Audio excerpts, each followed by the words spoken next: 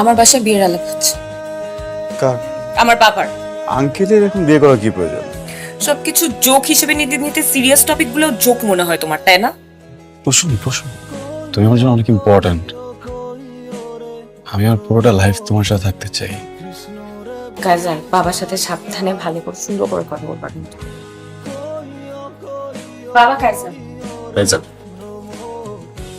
তোমরা একটু বসো, আমি চা বানিয়ে আসি। আমি রোশনের কাছে যেটা শুনলাম, তুমি জব করতে চাও না, বিজনেস করতে চাও না, কিন্তু একটা বেসিক রিকোয়ারমেন্ট তো প্রত্যেকটা মানুষেরই থাকে, জব বা বিজনেস কিছুই করবে না।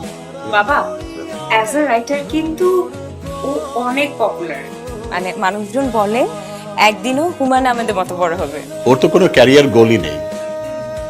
ও যে প্রফেশনটা বিলং করে এটা তো কোনো ফিউচার নেই, একটা বুলশিট প্রফেশন।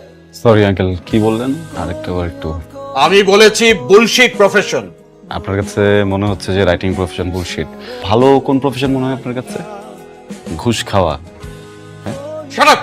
আপনি আপনার বুকে হাত দিয়ে বলেন তো, এই যে আপনার বাড়িতে আপনি এরকম দামি সোফা রেখেছেন, আপনি যে লাইফস্টাইল মেনটেন করেন, আপনি যে স্যালারি পান ওটাতে যায়, আপনি ঘুষ খান না? কাজার, তুমি কার সাথে কথা বলছো জানো? আমি ঘুষখোরের সাথে কথা বলছি। Shut up! তোমার বাবা মা তোমাকে কোনো শিক্ষা দেয়নি? আঙ্কেল প্লিজ বাবা মাকে নিয়ে কথা বলবেন না। Shut up! আপনি বাবা মাকে নিয়ে কথা বলবেন না প্লিজ।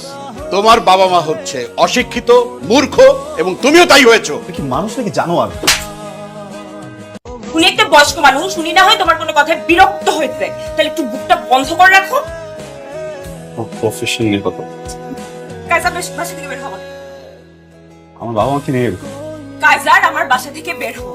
আমার সাথে আর কোনো ধরনের যোগাযোগ করবে না, বের হও। আমার মৃত বাবা মাকে নিয়ে বের হও কাজার।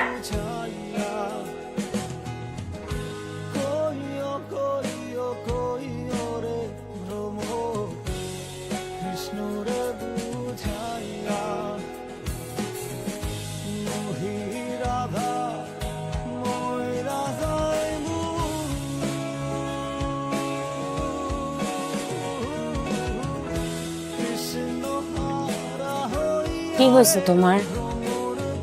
অফিসের একটা ফাইন্যান্সিয়াল প্রজেক্ট নিয়ে অনেক বড় ঝামেলা হয়ে গেছে। ওই প্রজেক্টের রেসপন্সিবিলিটি ছিল আমার উপর।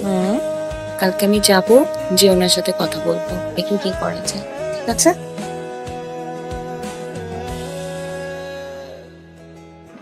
কাজার, এরকম মজার নাটক পেতে আমাদের চ্যানেলটা সাবস্ক্রাইব করে রাখবেন আর ভুলেও যেন লাইক, কমেন্ট আর শেয়ার করতে ভুলে না যান।